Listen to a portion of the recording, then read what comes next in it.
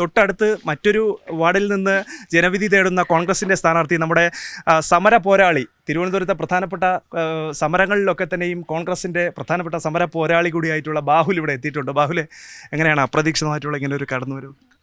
ഇത് എൻ്റെ വാർഡാണ്. അപ്പോൾ ഇവിടെ ഇപ്പോൾ ഒരു സാഹചര്യം കൊണ്ട് ഡോക്ടർ ജോഷ്ന മത്സരരംഗത്തേക്ക് ഉണ്ട്.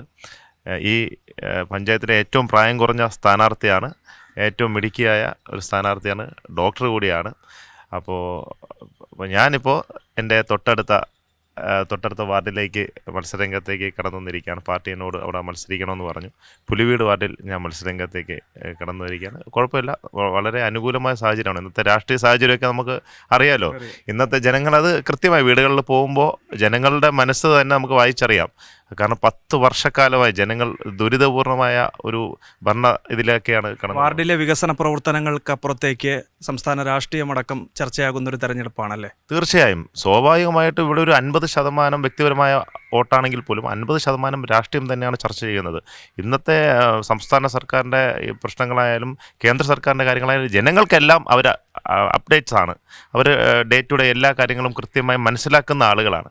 അതുകൊണ്ട് മനസ്സിലാക്കുന്ന ആളുകൾ, കൃത്യമായ ബോധമുള്ള ആളുകൾ കൃത്യമായി UDF തന്നെ വോട്ട് ചെയ്യും, ഒരു സംശയമില്ല.